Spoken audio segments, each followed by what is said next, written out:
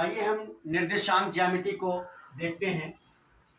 बिंदुओं 4 ऋण 1 और ऋण 2 ऋण 3 को जोड़ने वाले रेखाखंड को समत्रिभाजित करने वाले बिंदुओं के निर्देशांक ज्ञात कीजिए। तो अब इसके हल के लिए हम देखेंगे। हल, पहले हम एक रेखा बना लें जिससे हमें यह पता चल जाए।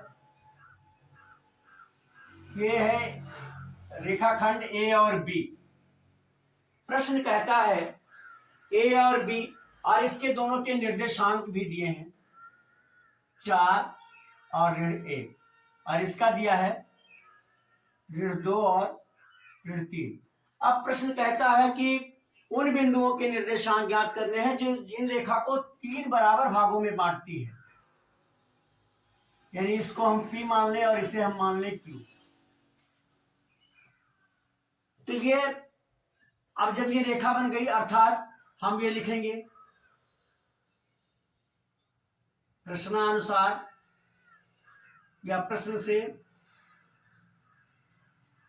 क्या लिखेंगे कि AP बराबर PQ और बराबर QB।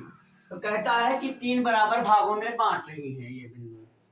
अब इस तरह से हम देखते हैं कि जो बिंदु P है, अतः बिंदु P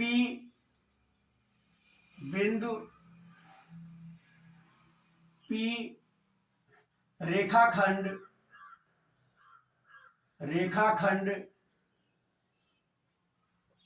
AB को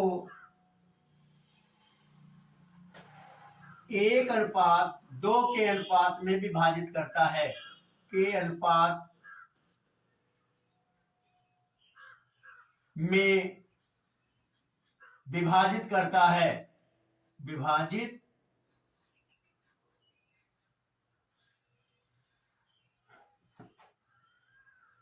विभाजित करता है। अतः बिंदु P के निर्देशांक,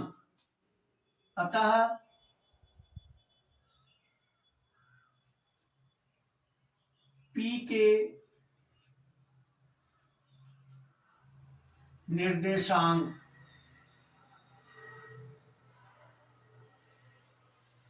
हम जानते हैं कि x बराबर होता है, चाहे हम दोनों अलग अलग लिख लें चाहे एक साथ निकाल लें, तो जो x होता है हमारा वो होगा m1 x2।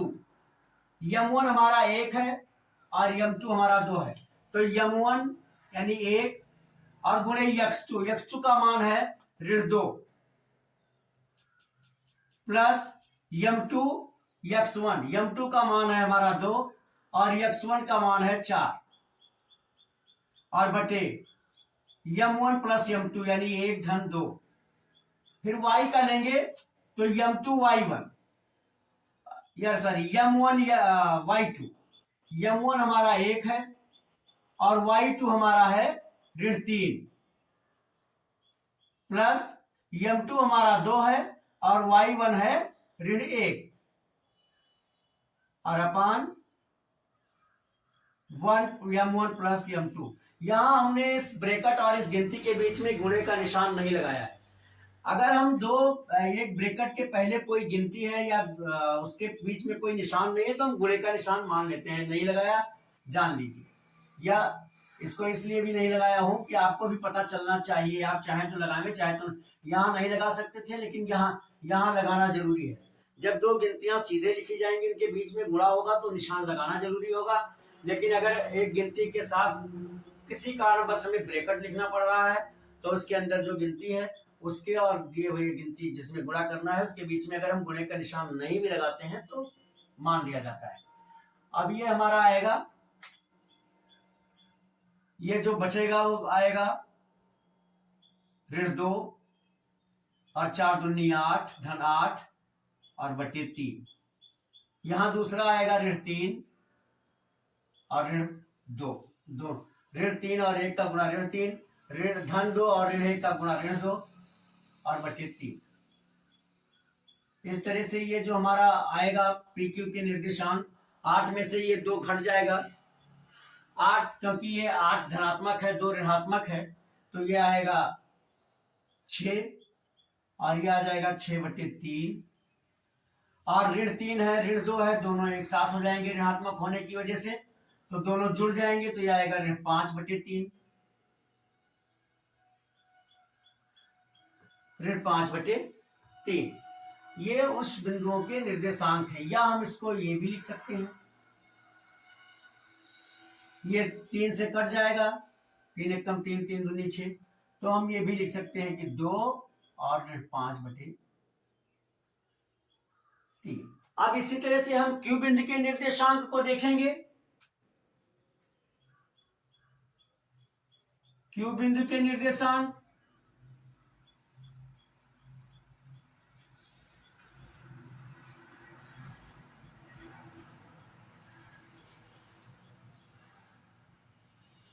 क्यू बिंदु के लिए भी हम सूत्र यही लगाएंगे।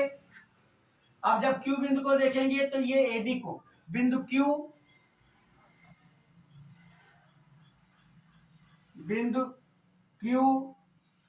ए बी को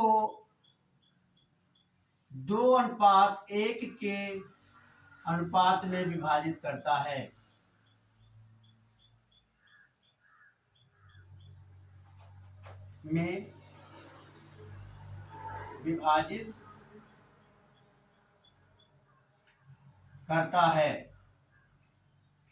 ये 2:1 के अनुपात में विभाजित करता है।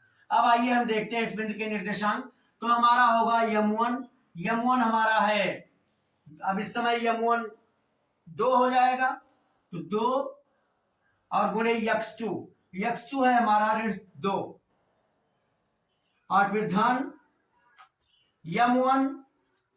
यम1 x2 था, अब यम2 x1 होगा, तो यम2 हमारा इस समय 1 है और x2 है हमारा 4।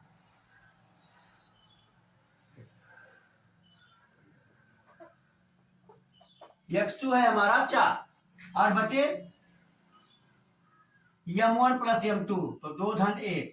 अब इसी तरह से y के लिए लिखेंगे, यम1 है हमारा 2 और गुणे y2 है हमारा ऋण 3,